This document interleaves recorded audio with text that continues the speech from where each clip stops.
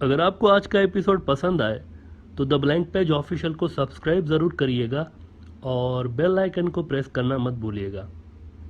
America में Biden सरकार आने के बाद इंडिया की जो रूलिंग पार्टी है बीजेपी और उसकी जो पेरेंट ऑर्गेनाइजेशन है जिसका हिंदुत्व पे नज़रिया रहा है आरएसएस, उसके लिए मुश्किलातें और मुसीबतें बढ़ती जा रही हैं। जितनी आसानी उनके लिए ट्रंप के दौर में थी उतने ही मुश्किल अब बाइडेन के दौर में उनके लिए खड़ी हुई है।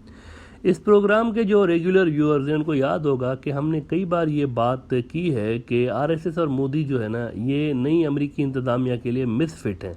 ये उनके एजेंडाज में फिट नहीं हो रहे और ये मौजूदा जो सिस्टम है इंडिया के अंदर, ये अमेरिका के लिए सरदर्द बना हुआ है। वो इसको पसंद नहीं करते, बिल्कुल भी पसंद नहीं करते।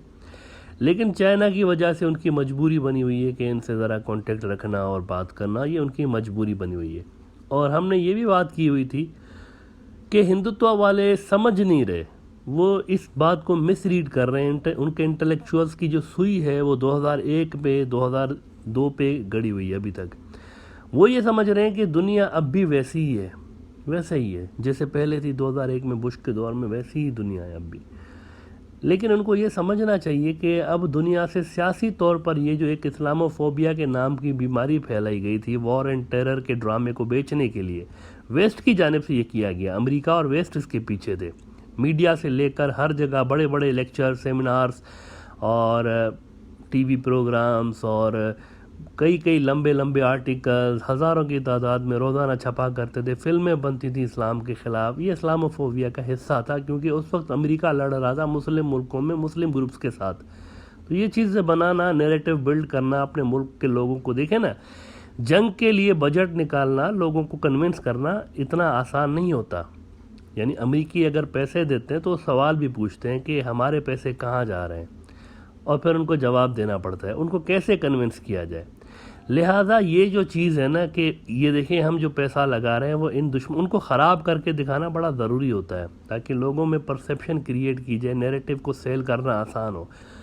बीजेपी और आरएसएस के इंतहा पसंद ये चीज़ नहीं समझ रहे कि अब वेस्ट से, अमेरिका से वो इस्लामोफोबिया नाम की बीमारी सियासी तौर पर ख़त्म होती जा रही है। उसकी जगह एक नई बीमारी पनप रही है, साइनोफोबिया। अब उनका दुश्मन नंबर 1 चीन है, तो उसके खिलाफ ये नई इस्लामोफोबिया को साइनोफोबिया ने रिप्लेस किया हुआ है वहाँ पे। ये वो बात समझ नहीं रहे। तो चाइना अब थ्रेट नंबर 1 है, तो उसकी वजह से वो जो इस्लामोफोबिया थी वो कन्वर्ट हो गई है साइनोफोबिया में due to the rise of China. और मुसलमान अब वेस्ट को दोबारा अच्छे लगने लगे हैं, दोबारा से अच्छे लगने लगे हैं, क्योंकि वेस्ट को मुसलमानों की नीड है, मुस्लिम मुल्कों की नीड है चाइना के ख़िलाफ़। लेकिन हिंदुत्व के गुंडे इंडिया के अंदर जो हुकूमत में हैं उनको ये बात समझ नहीं आ रही, वो रीड नहीं कर पा रहे। और अपने प्रोग्रामों में हमने ये भी बात की हुई है कि जल्द ही आप देखेंगे कि ये जो आरएसएस के गुंडे हैं ना, ये मुसलमानों से ज़्यादा मुसलमान बनते हुए नज़र आएंगे आपको। फिर 5 जुलाई को, अभी 2-4 महीने पहले, ब्रॉडर व्यू के एपिसोड नंबर 450 में हमने कहा था कि India is facing the heat from USA, RSS is changing it's stance. तब आपने देखा था कि हमारी ये बात करने के बाद पहली बार ये हुआ था, और बहुत सारे हिंदुत्व के गुंडे इस चीज़ को समझ नहीं पा रहे थे कि ये क्या हो रहा है, कि हिंदुत्व की कट्टर इंतहा पसंद तंजीम जो है पेरेंट ऑर्गेनाइजेशन आरएसएस, इसका मुखिया, इसका हेड मोहन भागवत मुसलमानों को ओन करते हुए नज़र आ रहा था। जुलाई के अंदर आपको याद होगा, ओन करते हुए नज़र आ रहा था। अपने नज़रियात से हट के वो बातें करता हुआ नज़र आ रहा था, ये कहकर कि इंडिया मुसलमानों का भी है, कोई इनको यहाँ से नहीं निकाल सकता। ये वही तंजीम है, याद रहे, जो अखंड भारत और हिंदू राष्ट्र के क़याम के लिए कोशिशें करती रही हैं 19th सेंचुरी के शुरू से लेके 100 साल से ऊपर हो गया कि मुस्लिम मुक्त भारत बनाएंगे। ये वही तंजीम है, उसका मुखिया ये बात कर रहा है कि मुसलमानों को कोई नहीं निकाल सकता। और ये तब्दीलियाँ क्यों हुई हैं, इस पर हमने आपको बताया था कि आलमी हालात इनके ख़िलाफ़ बन चुके हैं और ख़ास तौर पर वेस्ट में इनके ख़िलाफ़ बड़ी ही ख़राब सिचुएशन बन चुकी है। और हमने इस पे आपको बताया था कि मोहन भागवत ने जब ये बात की तो उनकी अपने ही पार्टी आरएसएस और बीजेपी में इनको शदीद क्रिटिसाइज़ किया गया। बहुत सारे इनके समर्थकों ने कहा कि ये बुढ़े हो गए हैं, सठिया गए हैं। ये भी उनको बातें सुनने को मिली, क्योंकि ज़ाहिर है 100 साल से अगर आप एक चीज़ कहते हुए आ रहे हैं तो अचानक से आप उसको कैसे यू टर्न ले सकते हैं। तो लोग तो यही कहेंगे कि ये तो सठिया गए। लेकिन इट वॉज क्वाइट क्लियर कि ये अमेरिका का दबाव है, ये कोई लोकल अपीजमेंट की पॉलिटिक्स नहीं हो रही, यूपी का इलेक्शन नहीं हो रहा, उसमें देखें उनको हिंदुत्व की पॉलिटिक्स सूट करती है हमेशा, इसीलिए उन्होंने हिंदुत्व की ही सियासत की हुई है। उनकी जो पॉलिटिकल विंग है बीजेपी, उसने कभी भी मुसलमानों की सियासत नहीं की, कभी नहीं की। उसका जो वोट बैंक है वो एंटी मुस्लिम बुनियादों पे बेस्ड है, तो उनको अपीजमेंट की ज़रूरत नहीं है। ये कुछ और है, ये ऊपर का दबाव है, बाहर का दबाव है, वेस्ट का दबाव है, नई बाइडन सरकार का दबाव है उनके ऊपर कि ह्यूमन राइट्स के इश्यूज़ पर ध्यान दें, ध्यान रखें, मुसलमानों से अच्छे सलूक रखें। If you wish to stay in our camp, सीधा सीधा उनसे मैसेज गया हुआ है, अगर आपने हमारे साथ रहना है तो ये करें। वजह, उधर भी प्रायोरिटीज़ चेंज हो गई हैं। उधर जैसे कि हमने शुरू में बताया, इस्लामोफोबिया को साइनोफोबिया ने रिप्लेस किया हुआ है। अब ऐसा तो हो नहीं सकता कि अमेरिका इस्लामोफोबिया में भी लगा रहे, साइनोफोबिया में भी लगा रहे, ये तो फिर वही क्लैश ऑफ द सिविलाइजेशंस वाली बात हो जाएगी ना। हंटिंगटन ने कहा था ना क्लैश ऑफ द सिविलाइजेशंस में कि मुसलमान और चाइनीज़ मिल जाएंगे और दोनों मिल के धपड़धूस कर देंगे वेस्ट को। तो अमेरिका के दिमाग में उधर के इंटेलेक्चुअल्स इस तरह से सोच रहे होते हैं कि इनको मिलने नहीं देना, और अगर ये दोनों के पीछे एक साथ पड़ जाते हैं मुसलमान और चाइनीज, तो ये दोनों मिल जाएंगे और ये इनसे मुकाबला कर नहीं सकते। फिर जाहिर सी बात है 80% दुनिया के ट्रेड रूट्स मुसलमानों के पास हैं, ये बता दें हम आपको। दुनिया की ये जो ऑयल की दौलत है वो तो उनके पास है ही है, ऑयल गैस एनर्जी इनके पास है, उन एनर्जी के सारे रिसोर्सेज रशिया के पास है और इनके पास है, ज़्यादातर मुसलमान मुल्कों के पास है। अगर आप उनको ओपेक में देखें, मुसलमान मुल्क ही मिलेंगे आपको, ज़्यादातर वही हैं। और फिर ट्रेड रूट्स हैं इनके पास, समंदर दुनिया की जो अक्सर अहम तरीन रूट्स हैं इनके पास है। तो ये कैसे उनको मिला सकते हैं चाइनीज़ को और मुसलमानों को? पब्लिक का प्रेशर आएगा ना, चाहे कितनी ही सेक्युलर हुकूमतें बैठी हुई हैं ऊपर में। अगर आप ओपनली मुसलमानों के देखें ना, अमेरिका के खिलाफ कैसे मुस्लिम दुनिया के अंदर नफरत क्यों बनी है, पहले तो नहीं हुआ करती थी। 2001 से पहले ख़ास तौर पर सोवियत वॉर के दौरान अमेरिका मुसलमानों का मंजूर नज़र हुआ करता था। बहुत सारे मुसलमान इसको अच्छा समझते थे कि ये बड़ा ज़बरदस्त मुल्क है, हमारी हेल्प कर रहा है। लेकिन जब इन्होंने पैंतरा बदला है और इस्लामिक सिविलाइजेशन के ख़िलाफ़ गए हैं, तो फिर इनके ख़िलाफ़ कितनी शदीद नफ़रत है। तो वो इन दोनों को मिला नहीं सकते, मुसलमानों को और चाइनीज़ को। लिहाजा उन्होंने किसी एक के पीछे जाना है। पहले वो मुसलमानों के पीछे गए, मतलूबा नताइज हासिल नहीं हुए, चाइना उभर के आ गया है। अब वो चाइना के पीछे जा रहे हैं, तो लिहाजा उन्होंने मुसलमानों के साथ अच्छी एक रिलेशन रखनी है। और यही वो आरएसएस बीजेपी इंडिया के ऊपर जो हुक्मरान हैं उनको चाह रहे हैं कि अगर आप हमारे साथ रहना चाहते हैं तो हमारे टर्म्स पे रहना पड़ेगा। वो ये बात समझ नहीं रहे आरएसएस बीजेपी वाले। वो अपनी लोकल पॉलिटिकल, वो जो अपने कहते हैं ना, अपनी ख्वाहिशात के कैदी हैं। ये अपनी ख्वाहिशात के कैदी हैं आरएसएस बीजेपी वाले। उनका जो अगर डीएनए देखें, एक फितरत होती है, नेचर होती है। ये तंजीमें वो हैं जिनकी नेचर एंटी मुस्लिम है, जो बड़ी और पावरफुल हुई हैं इस्लाम दुश्मनी, मुस्लिम दुश्मनी में। इन्होंने मस्जिदें तोड़ी हुई हैं, इन्होंने बंदे मारे हुए हैं मज़हब के नाम पे। तो ये कैसे तब्दील हो सकते हैं? ये ऐसे ही है जैसे आप किसी पीपल के दरख्त से उम्मीद लगाएं कि यहाँ से मैंगोज़ उगेंगे, आम निकलेंगे यहाँ से। ये ऐसे ही है, फितरत जो है ना वो कभी चेंज नहीं हो सकती। आम का दरख्त आम ही देगा ना, वहाँ पे सेब तो नहीं लगेंगे, क्योंकि उसकी फितरत ऐसी है। तो वहाँ से दबाव आ रहा है उनके ऊपर कि अगर आपने हमारे साथ रहना है तो हमारी जो बातें हैं हमारे जैसा बन के रहें। लिहाजा जब तक आरएसएस बीजेपी मोदी सरकार मौजूदा बाइडन सरकार के साथ सेक्युलर नहीं हो जाते उन्हीं की तरह, वो इनको छोड़ेंगे नहीं। They want secular India, secular India चाहते हैं, हिंदुत्व के गुंडे नहीं चाहते वो वहाँ पे। जब तक ट्रंप था, ट्रंप का नज़रिया अलग था। ट्रंप फिर भी इस्लामोफोबिया और इन चीज़ों पे बिलीव रखता था, लेकिन मौजूदा सरकार ऐसा नहीं रखती। ट्रंप को ये इदराक नहीं था कि चाइना कितना बड़ा थ्रेट बन चुका है, लेकिन बाइडन की जो इंतज़ामिया है इनको इदराक है इस बात का कि उनका जो वो खिताब है सुपर पावर होने का, इकलौता वो तो ख़त्म हो गया। इकलौता सुपर पावर अमेरिका रहा नहीं है, लेकिन अब चाइना ना टॉप पे आ जाए, ये डर है असल में। वो जो टॉप की पोजीशन है ना दुनिया पे अपनी हुक्मरानी और अपना वर्ल्ड ऑर्डर बरकरार रखने की, उसकी जंग चल रही है। चाइना ने उनको कहा हुआ है कि हम आपका वर्ल्ड ऑर्डर जो है उसको तहस नहस करके रख देंगे। ओपनली कहा है कि तुम्हारा वर्ल्ड ऑर्डर जंगल का कानून है, ये कहते रहते हैं चाइनीज। लिहाजा चाइना उनका थ्रेट है, मुसलमान थ्रेट नहीं है। और उनके अलाइज भी जो हैं वो अब ये चीज़ें, ये लाइनें चेंज कर रहे हैं। पहले आप देखें वेस्ट में, ऑस्ट्रेलिया में इधर उधर इस्लामोफोबिया बहुत ज़्यादा हुआ करती थी, अब स्लो डाउन होती जा रही है। ज़ाहिर है ये 20-25 साल का गंद है, रातों रात सही नहीं हो सकता, लेकिन कम से कम वहाँ जेन्युइन एफर्ट्स ऊपर की लेवल से नज़र आ रही हैं। अब वो इस्लामोफोबिया के बारे में बात नहीं करते। अब वहाँ का मीडिया भी जो है वो ज़रा थम गया है इस मामले पे, आहिस्ता आहिस्ता, यानी वो स्लोली डाउन हो रहे हैं। और ऊपर आ रहा है क्या? साइनोफोबिया। लिहाजा इंडिया से भी कहा गया है, आरएसएस बीजेपी से, ये ज़बानी कलामी जो बातें कर रहे हैं ना, इससे काम नहीं चलेगा, you have to do something practical. इसके बाद आपने देखा जुलाई में ये चीज़ें आना शुरू हो गई, मोदी साहब भी बड़े लिबरल बनने की कोशिश कर रहे हैं उससे लेके, और आरएसएस और बीजेपी वाले भी बड़ा लिबरल बनने की कोशिश कर रहे हैं तब से लेके।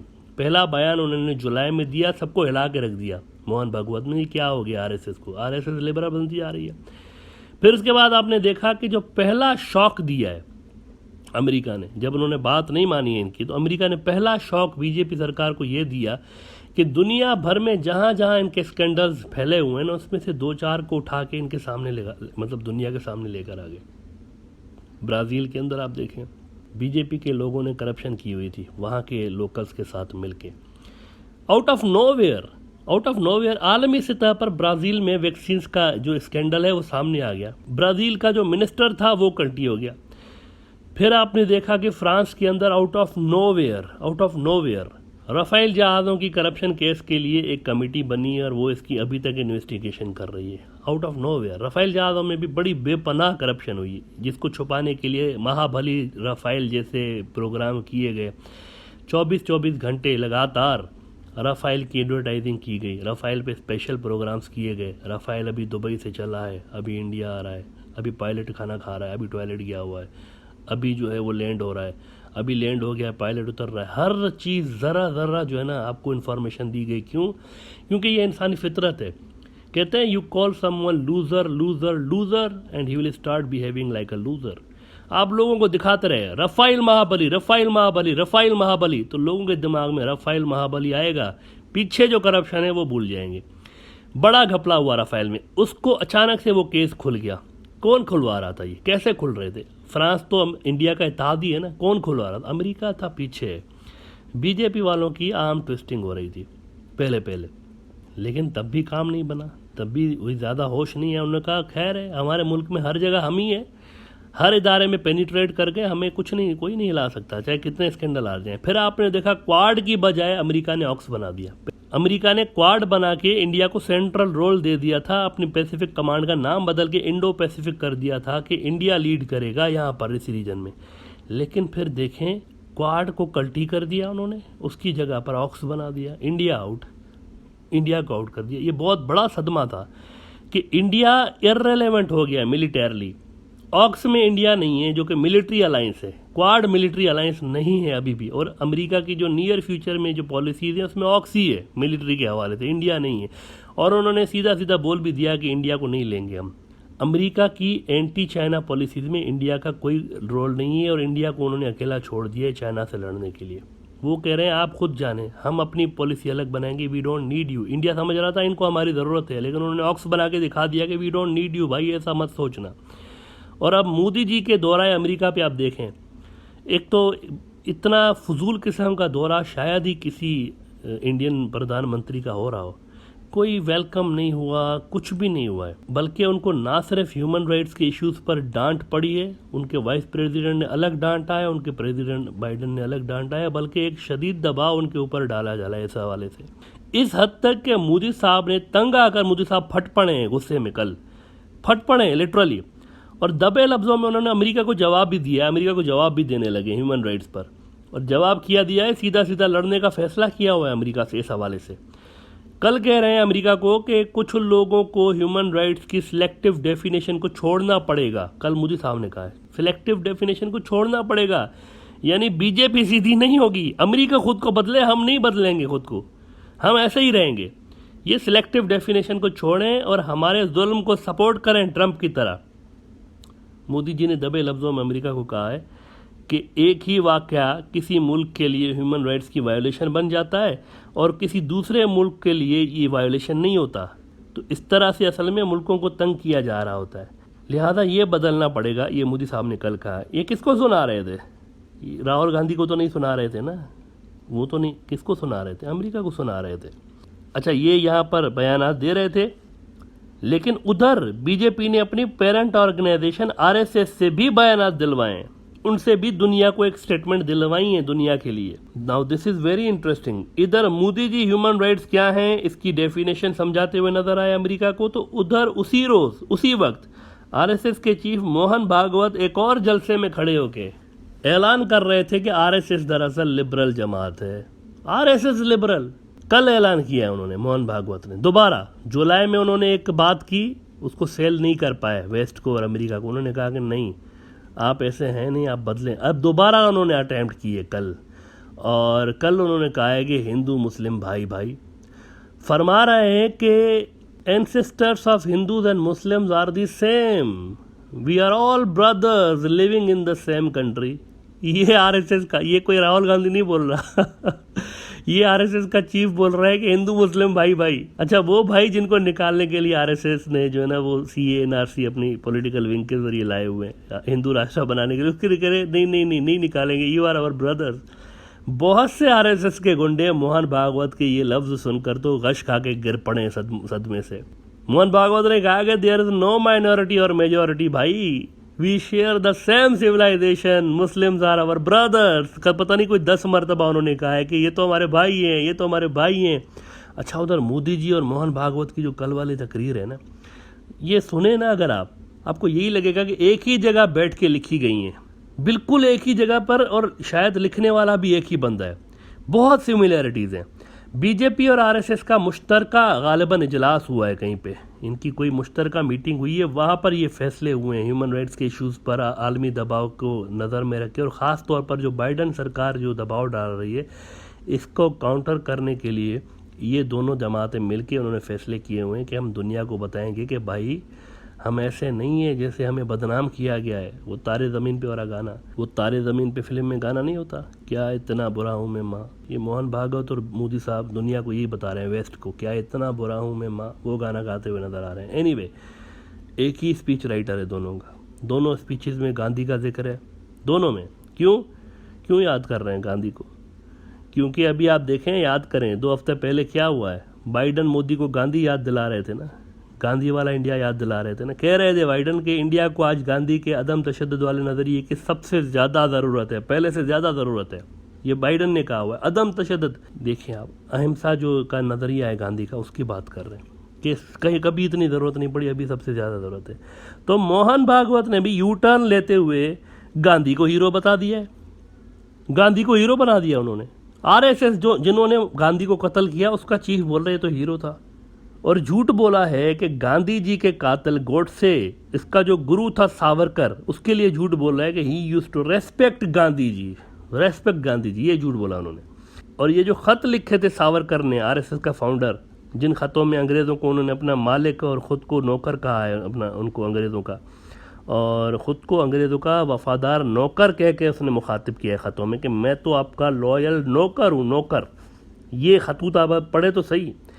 आरएसएस के ख़ास तौर पर जो सपोर्टर हैं उनको हम कहेंगे ये ज़रा पढ़े तो सही, ये क्या लैंग्वेज क्या है उनके अंदर, ये वीर का टाइटल क्यों उनके साथ ऐड किया जाता है। खतूत पढ़ें, कहाँ से वीर लग रहे हैं आप। एक मरतबा जेल गए और मैं आपका वफ़ादार नौकर हूँ, एक बार मुझे रिलीज़ करें, मैं आपका वफ़ादार नौकर बनकर रहूँगा, जो कहेंगे करूँगा, एक बदला हुआ सावरकर पाएंगे, मुझे माफ़ कर दें प्लीज़।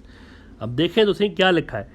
तो भागवत वेस्ट को कल समझाते हुए नज़र आए और अमेरिका को कि भाई आप गांधी गांधी तो करते रहते हैं, लेकिन देखें ना, जिसके पीछे हम हैं, जिसके पीछे मोदी साहब है, सावरकर, वो भी तो गांधी के बड़ा करीब था।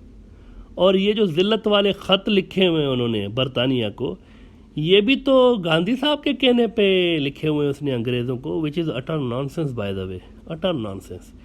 ये कल उन्होंने अजब सा इंकशाफ किया है, गांधी के कहने पे ख़त लिखे हैं उन्होंने, गांधी ने कहा ये लिखो तो उसने लिख दिया है। ये पहली बार सुनने को मिल रहा है, कभी ये बात समझ में नहीं आएगी, ये पहली बार हो रहा है। और ये अपने लोकल ऑडियंसेस जो है ना, उनको ज़रा शांत करने के लिए लिखा गया, क्योंकि ये बात फैल गई है। पहले लोग आंखें बंद करके नेशनलिज्म में आरएसएस ज्वाइन करते थे, लेकिन जब से ये खतूत वाला ड्रामा, ये नया एक डिजिटल दौर आ गया है, आप क्लिक करें, हर जगह नेट पे पड़े हुए हैं, जो कोई खतूत पढ़ता है लानत भेज के दोबारा दूसरी पार्टी में आ जाता है। ये क्या है भाई, ये अंग्रेज़ों को माफ़ी, इसने क्या किया है फिर इंडिया बनाने के लिए। तो उनके लिए वो कह रहे हैं कि गांधी के कहने पे बनाया है, which is not true. Gandhi का तरीका ये नहीं था कि माफ़ी मांग के जेल से निकलो। गांधी ने तो जेल भरो मूवमेंट से जो है वो शुरू की थी। गांधी ने कहा था जेल भरो मूवमेंट, सारे जेलों में जाओ, तंग करो इनको, जेलों को भर दो, बिल्कुल। ये गांधी की मूवमेंट्स थी। माफ़ी मांगकर जेल से आज़ादी गांधी के तरीके में नहीं मिलती। और राजनाथ सिंह साहब, बीजेपी के रिक्शा वाले मंत्री, वो भी आरएसएस चीफ के साथ वहीं पे मौजूद थे और वो भी झूठ बोलते रहे। हाँ हाँ हाँ हाँ, गांधी के कहने पे सावरकर ने माफ़ी मांगी थी खतूत में, गांधी के कहने पे। फजूल बातें। गांधी 1915 में साउथ अफ्रीका से इंडिया आया था भाई, 1915 में। सावरकर के ये लेटर्स 1911 से माफ़ी वाले जो है ना वो पड़े हुए रिकॉर्ड में, 1911 से। गांधी के इंडिया आने से 4 साल पहले। अब बताएं आप, जब सावरकर ये खतूत लिख रहा था तब गांधी था ही नहीं इधर, पॉलिटिक्स में उसका इतना ज़्यादा रोल था ही नहीं इंडिया के अंदर। 1915 में तो वो वापस आया है बेचारा। तो क्या 1915 में व्हाट्सअप करके बताता था सावरकर को जेल में कि ये लिखो? ईमो पे कॉल करता था, स्काइप पे कॉल करता था 1915 में। क्या सावरकर भाई क्या हाल है, जेल का हवा पानी कैसा है, दाल रोटी कैसे मिल रही है वहाँ पे, पंखा है या नहीं है? अच्छा ये ख़त तो लिख दो यार ज़रा, अंग्रेज़ों को ज़रा ये थोड़ा सा खत लिख दो ना, नीचे से लिख दो आपका वफादार नौकर, मुझे छोड़ के तो देखें मैं कितना काम आता हूँ आपके। क्या फजूल बात है। Gandhi has nothing to do with Savarkar's letters. उधर मोदी जी ने भी अपनी स्पीच में कल ही गांधी जी को हमारे बापू हमारे बापू हमारे बापू कहकर पुकारते रहे। पूरी स्पीच में हमारे बापू ने तो ह्यूमन राइट्स सिखाए हैं, हमारे बापू ने ह्यूमन राइट्स के लिए ये कहा हुआ है वो कहा हुआ है। एक ही जगह पे ये दोनों स्पीचेस लिखी गई हैं, ये मैं आपको बता दूं, ये एक ही जगह पर लिखी गई हैं।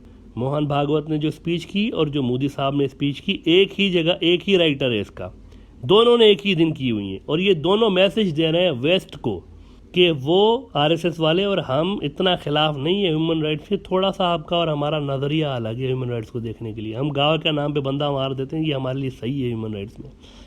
और ये जो मॉब लिंचिंग है, खैर है ना, मॉब लिंचिंग दैट्स ओके। मस्जिद गिरा देते हैं, मंदिर बना देते हैं, ये तो हमारा आइडियोलॉजिकल इशू है ना, इसमें क्या फ़र्क है, इसमें क्या इशू है भाई? ये तो हमारा आइडियोलॉजिकल मसला है ना। मस्जिद बना दे, चर्च में घुस गए तोड़ फोड़, ये तो आइडियोलॉजिकल इशू है ना, ह्यूमन राइट्स का थोड़ा ही है। आपका और हमारा नज़रिया सही नहीं है। दलितों को मूछें लंबी रख, ये तो आइडियोलॉजिकल इशू है ना। दलितों को मार पड़, आइडियोलॉजिकल इशू है, ह्यूमन राइट्स का इशू नहीं है ना।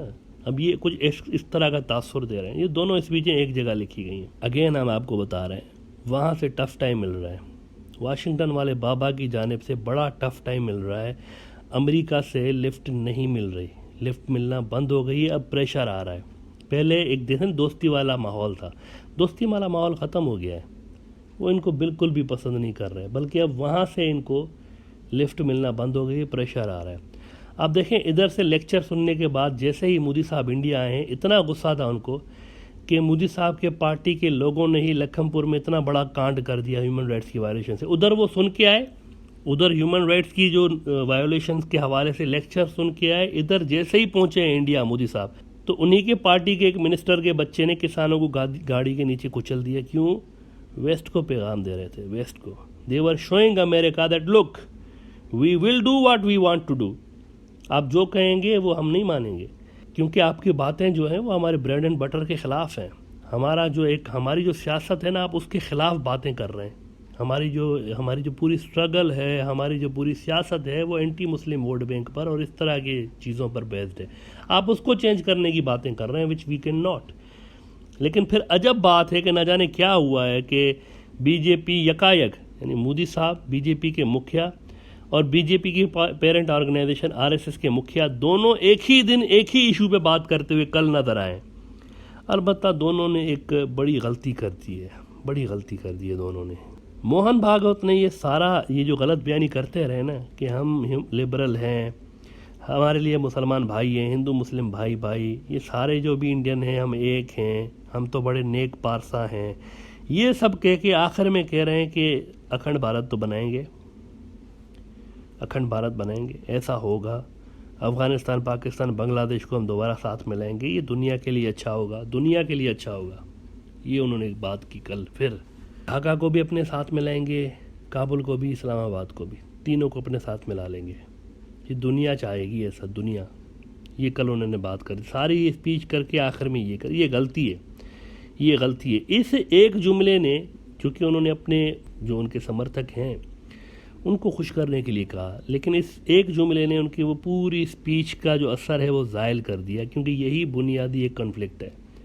ये लिबरलिज़म के ख़िलाफ़ बात है जो उन्होंने की है कि किसी मुल्क को आप नज़र डाल के बैठे हुए हैं कि ये हड़प करेंगे मुल्क। कैसे हड़प करेंगे? मज़हब की बुनियाद पे। ये गलती की है उन्होंने। मोदी जी ने ये गलती की है, मोदी ने भी गलती की हुई है। उन्होंने ये गलती की है कि वेस्ट को एक तरह से धमकी दी है उन्होंने कि मैं आपके ह्यूमन राइट्स वाले चक्करों को नहीं मानता, जो एक मुल्क के लिए एक स्टैंडर्ड रखते हैं, दूसरे मुल्क के लिए दूसरे स्टैंडर्ड रखते हैं। ये धमकी दी है कल उन्होंने, दबे अल्फाजों में अमेरिका को धमकी दी है कि आपके इन स्टैंडर्ड्स को मैं नहीं मानता। और ये कॉन्फिडेंस इसलिए आया है क्योंकि चाइना उनके बॉर्डर्स पर बैठा हुआ है और अमेरिका उनकी वैसे कोई मदद नहीं कर रहा, खाली उनको जो है ना पाबंदियों का डर दिखा के और लेक्चर दे रहा है। तो उस पर ज़रा वो पक गए हैं कि हमारी हेल्प तो कोई नहीं हो रही, ऊपर से लेक्चर मिल रहे। तो उन्होंने सीधी सीधी कल धमकी दी है। अब मैं नहीं मानता हूँ उसको। आपके जो स्टैंडर्ड्स हैं एक मुल्क के लिए एक हैं, दूसरे के लिए दूसरे हैं, I don't agree with them. लेकिन we think it's too late for Modi ji now, it's too late. Modi ji don't have any other option. उनको अच्छा लगे या बुरा लगे, उनकी रणनीति फेल हो गई है। उनको अब अच्छा लगे या बुरा लगे, अमेरिका ही उनके लिए एकमात्र इत्तेहादी बचा हुआ है। चीन के साथ जंग वाला माहौल है। और ये ज़रा सुने कि रूस कितना क्लोज हो गया चाइना के, कितना। रूस तो गया, बिल्कुल गया इंडिया से। रूस ने कल ऐलान किया है कि ताइवान तो चाइना का है।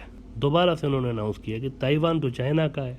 ताइवान चाइना का है, कल अनाउंस कर दिया। बहुत बड़ी बात है। और रूसी कह रहे हैं कि हम इस पे चीन की हर बात को सपोर्ट करते हैं, जो चाइना कहेगा हम उसको सपोर्ट करते हैं। विच मीन्स ये दोनों मुल्क मज़ीद क्लोज आ गए हैं, एक ही पेज पर है। रशिया और चाइना बिल्कुल एक पेज पर हैं। और वहाँ मोदी जी की फिर उस सूरत में कोई जगह बनती नहीं है, बिल्कुल भी नहीं बनती। रशिया गया, India is out of that club. Russia गया इंडिया से, रशिया गया, चाइना तो वैसे ही अब बच्चा है खाली। ये तीनों सुपर पावर है ना, चौथी तो है नहीं अभी इतनी कोई बहुत बड़ी जो सिंगल हैंडेडली कहीं दुनिया को लेकर चले।